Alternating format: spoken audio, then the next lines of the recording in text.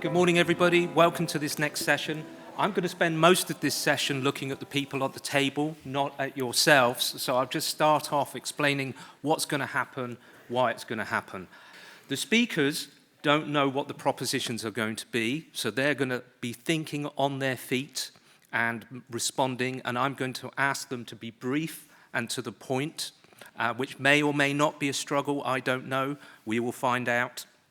And you, as directed, will be taking part via woo clap. So we're going to leave that up to allow you to participate as we go through.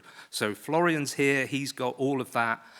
We don't have much time, so we're going to go through all of these propositions. I'm going to ask the panelists to say yes or no. I might accept a maybe, might. Okay, so once we've done that and we know where they stand on these propositions, I'll come back to them and ask them to explain themselves briefly, and about a minute or so. I know that's difficult if you're a professor. If we could get through this, and we're going to hopefully get a debate going between everybody, we will come to you, the audience. But I am hoping that on this table of our learned and esteemed colleagues here, that we will get some debate going. If they say something completely outrageous that just blows your socks off, then you can buttonhole them over lunch and really give them a hard time, or write a learned paper in the great tradition of academia. Okay, so the first proposition is academic social scientists have not been effective activists. Jess, yes or no? Yes and no. Yes and no. Yes or no? No, and. Yes and no. Okay, having it both ways. Han, yes or no? Yes. Yes, they have been not effective. Aya? So yes meaning have not been? You have not been? Yes. Yes, okay. Yan Dao? Well, let me then say no. A controversialist to his roots. Okay, the second proposition I'm going to throw up. The role of academia is to contribute to understanding, not giving direction to change. Jess? No. No. Aya? No. No. Han?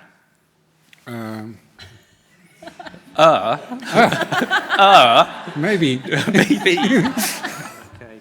Slightly blown it there from the erudition earlier on. Okay. Yan Dao? Sometimes. Sometimes. Oh, I did warn you about these professors.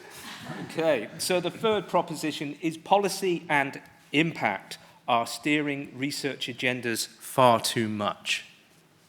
Yes or no? Yes. Jess? Yes. Yes. Yes. Yes. Yes. Oh, come on. Yes. Right, we're going to have a hard time on that one. Okay, let's jump into this now and find out why people are saying what they did.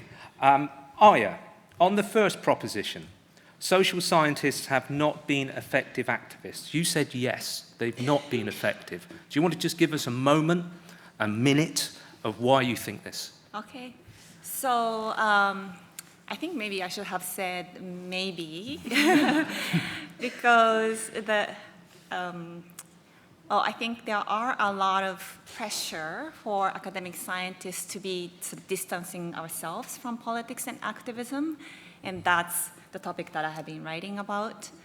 At the same time, I think rural sociologists have been very much at the forefront of pushing for social justice and environmental justice, and so perhaps my real answer should be maybe or both, like you said, right?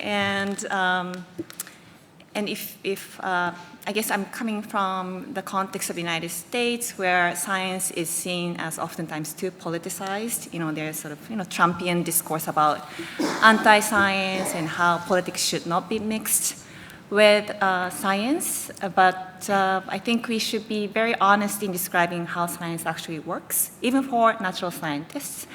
And as feminist STS scholar, science and technology studies scholar, I insist that the science is always engaged with society, that in a way it is very much political, if you understand the idea of politics as changing the distribution of power. So I guess I hesitate to say that social scientists are political and should be political, but I think we should be, and putting our values forefront. And I think rural sociologists have been doing that, but I cannot say maybe that about the broader social science. So yes and no. Lovely, thank you very much. Jess, you equivocated. You had yes and no. I did. So come on, tell us about the no part of that.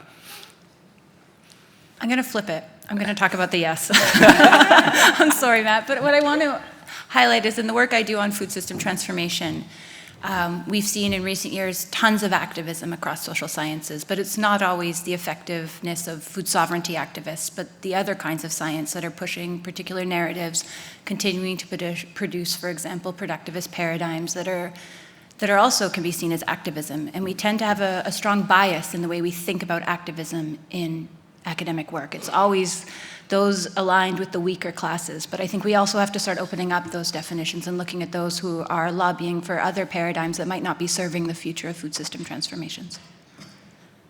Fantastic, thank you. No, that's really pithy. I'm going to go with Jan Douwe now because he disagreed with everybody else, I think, and was very firm for a moment. Yeah, well, the intriguing point is that this proposition applies in two ways. It applies to, let's say, the previous generation of sociologists who supported modernization. Yeah, they were very much engaged in it, and they were, in that sense, effective activists, although they did not refer to themselves in that way. On the other side of the equation, we've seen, especially in the last decades, many social scientists, many people from the rural sociology who got engaged in developing alternatives, who after some while in the university flowed in a seamless way into new activities in the countryside or in policy making. They have been very effective activists as well. The general problem with social science and also with rural sociology is that there are many who are not good academics and neither good, effective activists. You see? So there's a quality problem that they're neither good activists and not good activists, not good academics. But this maybe picks up on Jess's point. Are these the people perhaps we sometimes see lobbying for elite groups? We all tend to think that activism is about looking for the oppressed and the poor, but actually we all know that there are friends, colleagues, competitors who are the activists of the elite. Okay, well, let's jump then, Han, to the proposition about the role of academia is to contribute to understanding, not give direction to change, and you said maybe. Yeah, maybe as something in between yes and no. I need to sort of look back. I think we should do both, basically. So I think you need to understand also before you can give direction to change. So I think one cannot do without the other. Maybe that also refers a bit to what Jan Douwe was saying, that you need to be a good academic to be a good activist. So that's why there was not a definite and clear yes or no. Okay, so how, if we're going to give that direction, should we do that as academics? How do we do that in a way that's participative, democratic, empowering, enabling, all of those things that we would hope from the tradition of rural sociology? How do we project that into the world? Well, I would say it does start with doing sort of good empirical work. I think it's what we said. One of the key characteristics of our work is indeed to sort of look into and understand the everyday realities of people and the constraints that they face, the opportunities that they see.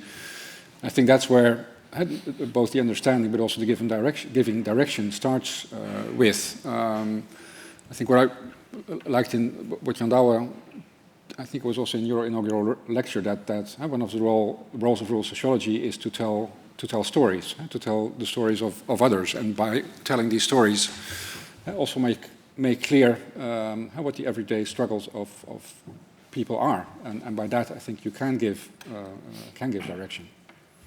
Yeah, that's great, thank you. But I'm thinking, and Aya raised this, and she might want to speak to it a little bit more, about that populist, Trumpian, anti-science thing. So Professor Wiskerke has turned up with his beautiful empirical study that's peer-reviewed to the great degree, and we come to the policymakers, and what do they say, Aya? Do they show us this kind of Trumpian refusal? How do we respond to that? Refusal to follow science. Right. So I think it's a really interesting and important question for us to think about, because I thought this whole thing is going to be about how we combine activism and science, politics and science. And to me, the question is not about do you do that or not, because my position is that science is always political, that it's always combined. But I think the important question to ask is how we combine that, right? And so if we sort of say outside of this door that, we do politicized science, I feel that maybe we lose a lot of audience. And so where I'm getting inspiration in terms of combining activism and politics is really people who are doing that on the ground, so citizen scientists who are trying to use scientific data to push for environmental and social justice. And I think they're really oftentimes, there's a diversity of them, but they are oftentimes very astute in reading the context. What kind of scientific data speaks to what kind of people? I think, so I'm trying to learn from them as opposed to I'm giving the direction how to do it. Yeah, that's fantastic. Thank you very much. And I'm just thinking of this third proposition where you all agreed. So let's just see what the audience said. Is this going to be some tedious consensus between all of us? Well, there's a small minority of two who think that it's not being driven too much by policy and impact, and everybody else thinks that policy and impact is driving research too much. Jan Douwe, do you want to say something about why you think that? No, you see it literally before your eyes. I mean, the autonomy in academia has been gradually eliminated. We cannot, with research groups ourselves, let alone in dialogue with peasant farmers, with women in the countryside, whatever, develop our research programs. You have to beg for money, and you have to follow the logic that is mostly implicitly, but very clearly imposed upon you. So yes. There is far too much impact, and this introduces a terrible bias. I mean, we can hardly explore anymore the huge knowledge reservoir that is hidden in the countryside among the many actors who are struggling daily. We cannot make explicit anymore the alternatives that are germinating in practice and bring them to blossoming. I mean, that's a shame that we increasingly have to follow as academia the logic of the dominant interests. Great, thank you. And I'm just thinking, Jess, back to your sort of agreement with this. How would we as academics relate to people? How would we follow agendas that maybe Aya's sort of outlined? How can you imagine that working? In the future? Yeah, in the future. Let's go for the future. I think there's a tension. I think as academics we need to be more humble and be open to these diverse forms of knowledge that my colleagues spoke about. And I think we need to be more radical and start fighting and carving out these spaces and opportunities that are being eroded. How we do that, I often do that in direct collaboration with my students, many of whom are here, who have a bit more flexibility. We do it in our different ways in terms of the activism that we do when we sit on expert panels and when we sit on review panels. So I think there's space there. But I think the other issue that's missing here is indeed what Jan Douwe mentioned, is the funding. And I think we can take a lot of inspiration then for the kind of citizen science work that you were speaking about, and the continued commitment to working with people in their everyday realities and to telling those stories as best we can. Great, lovely, thank you very much. Now, we have two people who spoke against the proposition. Now, this could be that they were actually playing with the wrong app and made a mistake.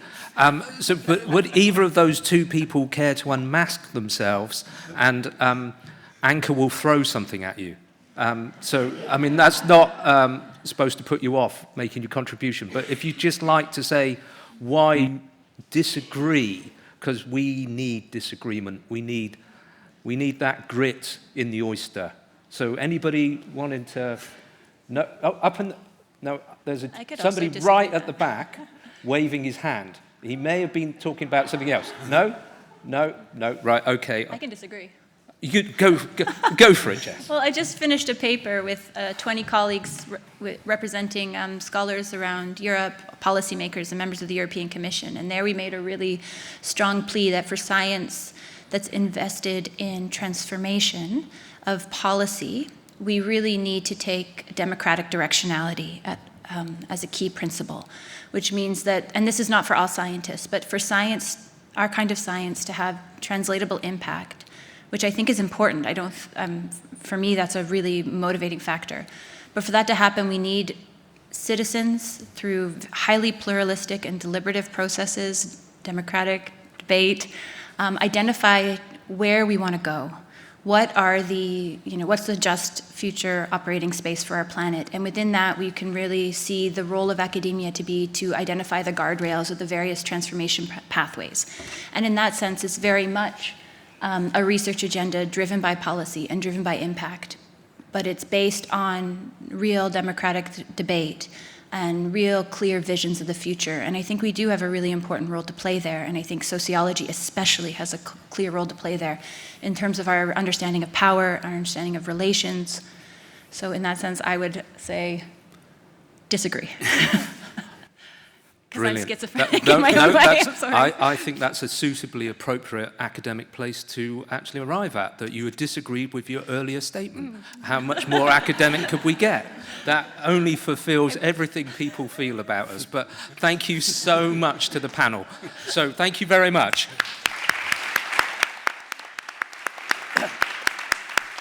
So thank you very much, everybody, for being our guinea pigs and coming on first.